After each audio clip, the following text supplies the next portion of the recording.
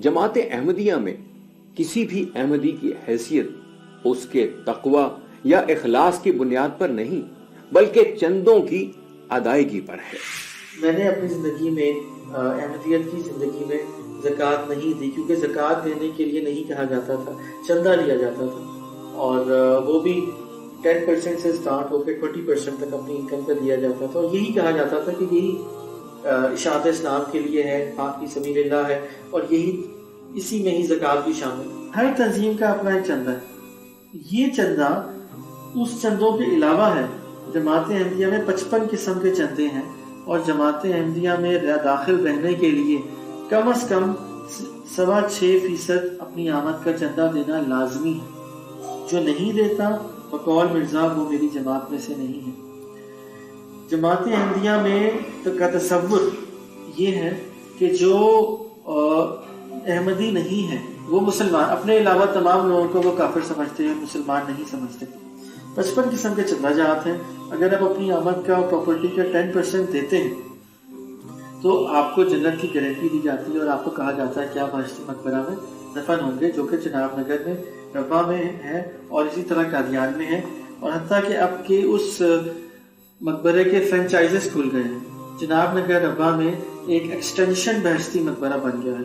इसी तरह लंदन में भी बहश्ती मकबरा है, जर्मनी में भी है, कनाडा में, हर मुल्क में अब उसकी ब्रांचेस खुल गई हैं। तो और चंदे के बगैर कुछ नहीं है। सो मैं ये बात कहूँगा कि it's all about money. Jamaat Ahmadiyya is all about money, and it's all about giving money to the Mirza family. फिर मैंने एक सोचा, जब मैं अपने किरदार पे नजर डाली कि हम क्या करते हैं, तो ये कौन सा मजहब है कि दुनिया की हर बुराई की इजाजत देता है, लेकिन जब हम मुसलमानों के साथ बैठते होते थे कहते आप तो उसको बुरा महसूस करते थे कि आपको जमात से निकाल दिया जाए कि आप मुसलमानों के साथ बैठते हो, या मुसलमानों से लेन देन करते थे, या चंदे के मसले पे ये बड़े सख्त थे, जो चंदा नहीं देता उसको जमात से निकाल देते थे। तो वहां पर मुझे यकीन होगा कि ये ना कोई मजहबी जमात है, ये तो चंदा इकट्ठा सिर्फ पैसे इकट्ठे करने वाली जमात है। 55 किस्म के चंदे हैं। मिसाल के तौर पे 10% तो जो वसीयत करता है वो है। अब 6.25% अपनी अपनी आमद का लाजमी देना है। इसके अलावा जिस तंजीम का वो हिस्सा है, खुदामुल अहमदिया है तो उसका चंदा देगा, अतफालुल अहमदिया है तो उसका देगा, नजना है तो उसका वो चंदा देगी, औरत उसका चंदा देगी। ये बुनियादी जो 6.25 और 10% चंदा है उसके अलावा है। इसके अलावा तहरीक जदीद है उसका चंदा है, वक्फ जदीद है उसका चंदा है, MT एक चैनल है उसका चंदा है। इसी तरह इन्होंने और बहुत से फंड्स बनाए हुए हैं। मिर्जा ताहिर फाउंडेशन है, आपका नासिर फाउंडेशन है, इसके अलावा हॉस्पिटल्स के चंदा जात हैं, अतियात हैं जो ये अफ्रीका में आगे पीछे हॉस्पिटल्स बनाते हैं वो हैं, फिर तबलीग के लिए पैसे लेते हैं। इसके अलावा वो सदकात के नाम पे लेते हैं, मकामी फंड के नाम पे लेते हैं। और ये तमाम जो चंदा जात हैं, ये इसको मैं चंदा नहीं कहूँगा, ये भत्ता है जो अहमदी देते हैं जस्ट टू मेक श्योर कि वो जमात के अंदर रहें, उस सिस्टम के अंदर रहें। क्यों?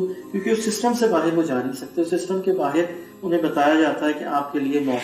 चंदे की अहमियत इतनी ज्यादा है कि एक बंदा अगर चंदा नहीं देता तो फिर वो अहमदी नहीं रह सकता। अगर वो चंदा नहीं देता तो वो अहमदी नहीं रहता, तो उसका मजहब से क्या ताल्लुक रह गया? क्या इस मजहब पे कायम रहने के लिए पैसा देना जरूरी है? पता चला कि ये एक टैक्स की तरह है। जब तक एक बंदा चंदा नहीं देता वो अहमदी नहीं रह सकता। इसका सबूत यह है कि एक बंदा चंदा दे रहा है और कभी वो इबादत में नहीं, किसी इबादत में शामिल नहीं होता, किसी जमाती प्रोग्राम में शामिल नहीं होता, लेकिन वो चंदा दे रहा है। ना वो किताबें पढ़ रहा है, ना जमात की किसी और हदायत पे अमल कर रहा है, लेकिन चंदा दे रहा है। अब जनाब इलेक्शन होगा इनका, जिसमें अमीर जमात को मुंतखब किया जाएगा, जिसमें मजलिस आमला मुंतखब होगी, ओहदेदार बनेंगे। अब वोटिंग शुरू होनी है तो ये पहले ऐलान करेंगे कि जिनके जिम्मे 6 महीने का चंदा बकाया है या 6 महीने से ज्यादा का, वो उठ के बाहर निकल जाएं। सिर्फ वो लोग बैठेंगे जो 6 महीने तक के चंदा दे चुके हैं। अब उसमें वो 5 आदमी हैं या 10। अब वो जो बंदा बैठ गया है चंदा दाइंदगान में से, उसका मजहब से कोई तल्लुक नहीं, اس نے صرف چندہ دیا ہوا ہے، نہ اس کا جماعت کو کے بارے میں کوئی علم رکھتا ہے، نہ اس نے کبھی کوئی کتاب پڑھی ہے، نہ اس نے کوئی مذہبی لحاظ سے کوئی اپنا رول ادا کیا ہے، مگر وہ بیٹھ گیا اس لیے کہ اس نے چندہ دیا ہوا ہے۔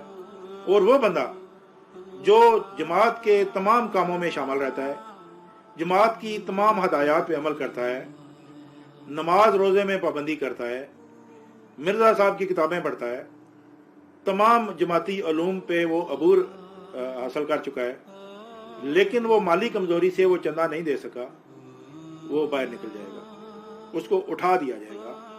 وہ ووٹ نہیں ڈال سکتا، عہدیدار بننا تو بہت دور کی بات، وہ ووٹ بھی نہیں ڈال سکتا۔ احمدیہ جماعت کے افراد ایسی جکڑ بندیوں میں ہیں کہ وہ بسا اوقات سچائی تک پہنچ جانے کے باوجود اس جماعت سے نکلنے کا سوچ بھی نہیں سکتے۔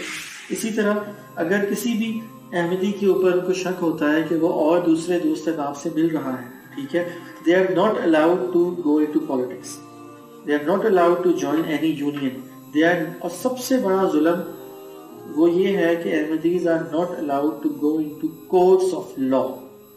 جماعت کی اپنی کورٹس ہیں، اپنی عدالتیں ہیں جس کو دارالقضاء کہتے ہیں۔ فیملی میٹرز اور civil matters, Ahmadis are not allowed to take their matters into the court, اور اگر وہ جاتا ہے تو پھر اس کو سزا دی جاتی ہے۔ ہاں، فوجداری کے لیے الاؤ ہے، لیکن ہر چیز کے لیے اجازت ہے، ہر چیز کے لیے اجازت ہے۔ کورٹ میں جانے کے لیے آپ کو اجازت لینی پڑتی ہے، وکیل بھی کورٹ میں جائے گا تو اس کو بھی اجازت لینی ہے، اور everything is dictated. So their life is basically Jamaat کی لائف، اسی لیے اس کو کلٹ کا نام دیا گیا ہے۔ کلٹ کا رویہ یہ ہوتا ہے کہ آپ کو ایک باؤنڈری کے اندر بند کر دیا جاتا ہے، اس سے باہر آپ نہیں نکل سکتے۔ اور پاکستان میں چونکہ لوگ آواز نہیں اٹھا سکتے، خصوصاً جو جناب نگر ربوہ میں رہنے والے، جس کو سابق ربوہ تھا، جناب نگر ہے، ان کا ہیڈ کوارٹر ہے، وہاں کے رہنے والے جو لوگ ہیں وہ تو بالکل آواز نہیں اٹھا سکتے، کیونکہ جس زمین پہ وہ رہتے ہیں وہ زمین کی مالک صدر انجمن احمدیہ پاکستان اور جماعت احمدیہ ہے۔ اگر وہ آواز اٹھاتے ہیں تو ان کو زمین سے بے دخل کر دیا جاتا ہے، اس کی پراپرٹیوں پہ قبضہ کر لیا جاتا ہے۔ بچپن سے احمدیوں کی برین واشنگ کی جاتی ہے، عام مسلمانوں اور خصوصاً علماء کرام کا نہایت منفی تصور ان کے دل و دماغ میں بٹھایا جاتا ہے۔ ہوتا یہ ہے کہ بچپن سے ہی وہ برین واشنگ اور مائنڈ سیٹ ایسا بنایا جاتا ہے کہ یہی، اگر آپ کسی بھی احمدی بچے سے پوچھیں حضور کون ہے تو وہ کہے گا مرزا مسرور احمد یا مرزا فلاں۔ نفسیاتی سبب کیا ہے کہ اتنے ذہین لوگ بھی اتنے عہدے دعووں کو حق کی جانب سے سمجھتے ہیں؟ اس کا ایک سبب یہ ہے کہ یہ بڑے بڑے کامیاب جو لوگ ان کے گزرے ہیں، یا ان کی آبادی کا ایک اچھا خاصا حصہ جو احمدیت کی تبلیغ وغیرہ میں فعال ہے، یہ وہ لوگ ہیں جن کے باپ دادا مرزا غلام احمد کی دعوت پر ایمان لائے تھے، یہ ان کی اولاد ہے۔ تو اب اس پس منظر میں رہ کر اگر آپ دیکھیں تو ان کے ذہن کا پہلا بائنگ اور میننگ فل کانسیپٹ احمدیت بنی تھی۔ تو ہوتا یہ ہے کہ میرے دماغ میں جو چیز پہلے تصور کی حیثیت سے حقیقت کی صورت میں مکمل ہو جائے، وہ پھر میرے شعور کے ارتقائی مراحل میں بھی برقرار رہتی ہے۔ وہ تصور بہت کم ہوتا ہے کہ اپنی مرکزیت سے دستبردار ہو جائے۔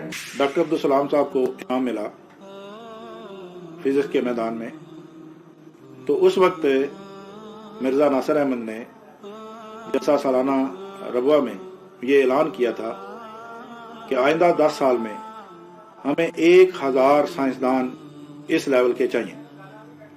پھر انہوں نے اس پہ جماعت میں پالیسی کا اعلان کیا کہ جو نوجوان پڑھائی میں پوزیشن لے گا اس کو ہم گولڈ میڈل دیں گے، اور پھر یہ سلسلہ شروع بھی ہوا۔ اسی وقت ہمیں یہ اندازہ پتہ چلا کہ مرزا صاحب کی کوئی تحریر ایسی تھی کہ جس میں انہوں نے فرمایا تھا کہ میرے فرقہ کے لوگ علم اور معرفت میں کمال حاصل کریں گے، اور اس کے مصداق डॉक्टर अब्दुल सलाम साहब को बनाया गया, लेकिन इस बात को गुजरे 30 साल से ज्यादा अरसा गुजर चुका है, उसके बाद ना तो किसी अहमदी को नोबेल प्राइज मिला और ना ही किसी अहमदी को कोई इस तरह का आलमी अवार्ड मिला कि जिसमें यह कहा जा सके कि देखें जी ये अहमदी थे इसलिए इनको ये एक नुमाया पोजीशन मिली। एक इनाम डॉक्टर अब्दुल सलाम साहब को मिला, वो भी उसका 1/3 था, 3 आदमियों को मिला था, जबकि बाकी जो 300-400 लोग जिनको नोबेल प्राइज मिल चुका है, तो क्या वो भी अपनी जमातों की सच्चाई की अलामत है? क्या वो भी अपनी जमातों या मज़ाहिब की सच्चाई के लिए बतौर दलील काम आ सकते हैं? अगर 300-400 में से एक बंदा वो अहमदी निकला तो इनको तो इतना शुक्र अदा करना चाहिए कि चले वो अहमदी था, लेकिन उसको जमात में उसकी जमात की सच्चाई के लिए और मिर्जा साहब की पेशगोई के हवाले से उनको पेश करना उन्हीं के खिलाफ जा रही है।